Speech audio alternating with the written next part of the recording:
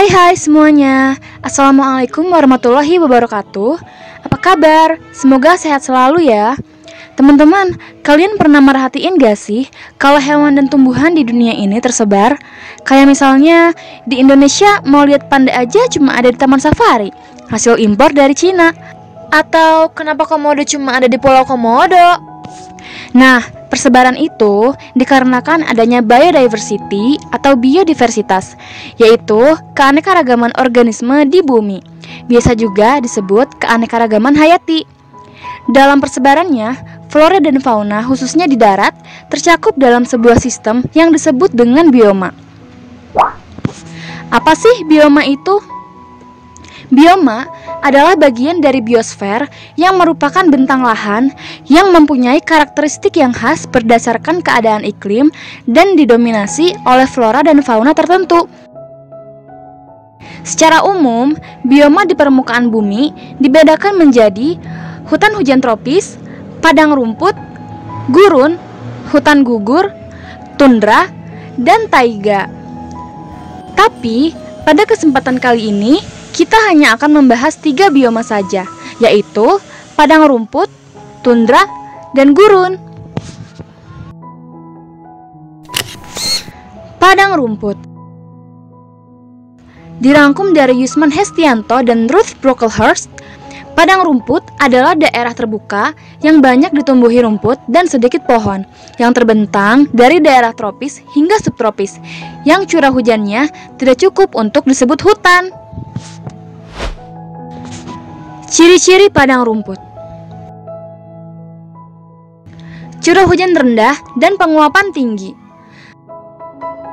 Rata-rata curah hujan per tahunnya adalah 90-150 cm.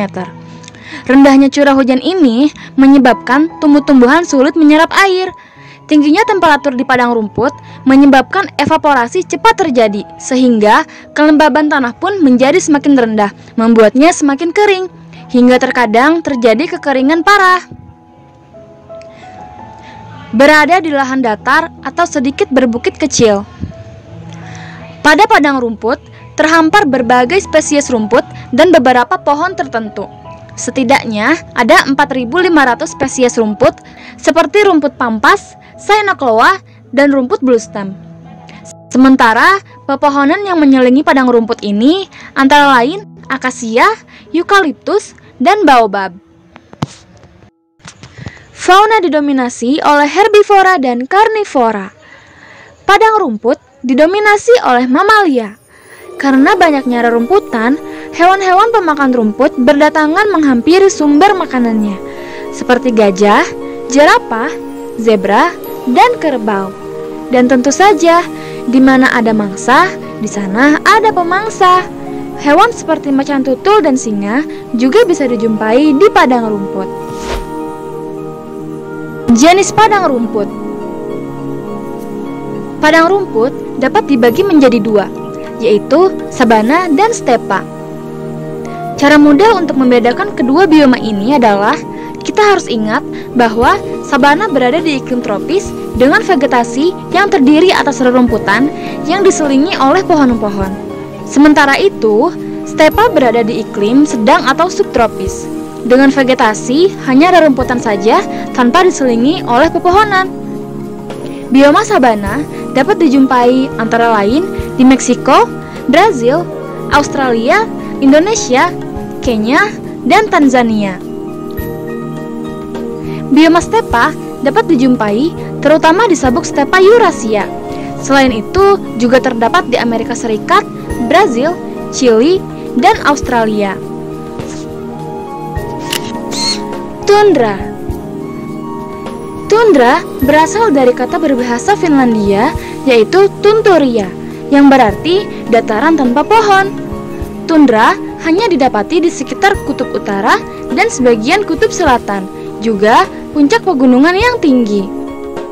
Suhu terdinginnya sekitar minus 57 derajat Celcius dan suhu terhangatnya hanya 15 derajat Celcius. Tundra hanya ditumbuhi oleh rerumputan yang tahan udara dingin, yang musim tanamnya hanya berlangsung selama 60 hari saat suhu rata-ratanya hanya 3-12 derajat Celcius. Ciri-ciri permafrost yaitu kondisi di mana tanah di bawah permukaan beku secara permanen. Tundra dapat juga disebut sebagai gurun es karena hampir semua wilayahnya tertutup oleh salju atau es dengan angin yang berhembus cukup kuat. Karena tundra berada di iklim dingin, membuatnya memiliki 2 musim saja, yaitu musim dingin yang gelap dan musim panas yang terang. Dengan musim dingin berlangsung selama 9 bulan dan musim panas hanya 3 bulan. Pada hari-hari musim dingin yang sangat gelap, kita dapat melihat keindahan aurora borealis di sekitar Arktik pada akhir Agustus hingga awal April, yang berlangsung selama 15-30 menit dalam sekali kemunculannya. Curah hujannya hanya 15-25 cm per tahun. Curah hujan ini sangat rendah dan air hujannya pun tak bisa menembus permafrost dan hanya akan menumpuk di dalam kolam dangkal selama musim panas yang pendek. Keanekaragaman biotik rendah. Beberapa spesies hewan tetap bioma tundra seperti penguin, paus narwhal, anjing laut, gajah laut, beruang kutub, walrus, kelinci salju, burung camar, dan rubah salju dapat bertahan di suhu dingin bioma tundra. Sementara itu, jenis flora pada bioma tundra terbagi dalam beberapa titik. Pada daerah yang berawa, jenis floranya antara lain rumput teki, rumput kapas, dan gundukan gambut. Pada cekungan basah seperti di Greenland, terdapat semak salik dan bentula. Di tempat yang agak kering, ditumbuhi lumut daun, alang-alang, dan perdu. Sementara di lereng batu terdapat kerak, lumut, dan alga. Lalu, mengapa tidak ada pohon? Itu karena musim tumbuhnya hanya terjadi di pertengahan musim panas, yaitu sekitar 50-60 hari saja. Tidak cukup waktu bagi pohon untuk tumbuh besar, sehingga hanya rerumputan yang bertahan. Selain itu, lapisan permafrost membuat akar pohon tidak dapat menancap pada tanah, karena semakin besar tumbuhan, akar penopangnya pun akan semakin besar dan semakin dalam. Ditambah dengan angin yang berhembus kencang, membuat pohon tidak akan bertahan. Jenis tundra. Bioma tundra terbagi ke dalam 2 jenis, yaitu tundra Arktik dan tundra Alpen. Tundra Arktik terbentuk sejak 10.000 tahun lalu dan merupakan bioma termuda di dunia dan terletak di antara kutub utara dan taiga. Beberapa bagian pada tundra Arktik dikenal sebagai tundra basah yang memiliki lapisan permafrost dalam 2000 meter dan juga tundra rawa yang terdapat di lembah aliran sungai. Sementara tundra Alpen terletak di atas pegunungan yang tinggi dan dingin di seluruh dunia. Walaupun tanah pada tundra Alpen tidak membeku sepanjang tahun seperti tundra Arktik, tapi tanahnya telah kehilangan nutrisi sehingga mustahil bagi pohon untuk tumbuh. Beberapa bagian pada tundra Alpen dikenal sebagai tundra kering. Gurun. Gurun merupakan suatu daerah di mana curah hujannya sangat sedikit sekali. Gurun terbagi menjadi gurun panas kering dan gurun dingin atau gurun es yang sebelumnya telah dijelaskan secara lebih spesifik dalam bagian tundra. Maka pada bagian ini kami akan memfokuskan kepada gurun panas kering. Persebaran gurun pasir terdapat pada 20 derajat sampai 30 derajat lintang utara dan lintang selatan. Antara lain, gurun Sahara di benua Afrika bagian utara, gurun Kalahari di benua Afrika bagian selatan, gurun Gobi di Cina Mongolia, gurun Arab di Semenanjung Arab, gurun Patagonia di Argentina, gurun Great Victoria dan gurun Great Sandy di Australia, dan satu-satunya gurun di benua Eropa yaitu gurun Tabernas di Spanyol. Dari mana datangnya pasir di gurun pasir? Kita harus paham dulu bahwa angin bertiup dari daerah bertekanan tinggi ke daerah bertekanan rendah. Semakin tinggi suhu udara, maka tekanannya semakin rendah. Wilayah khatulistiwa yang hangat menerima hembusan angin dari wilayah sedang yang lebih dingin. Angin di utara dan selatan berhembus dan menjadi hujan di khatulistiwa. Setelah uap airnya habis, udara kering naik hingga stratosfer dan tersebar.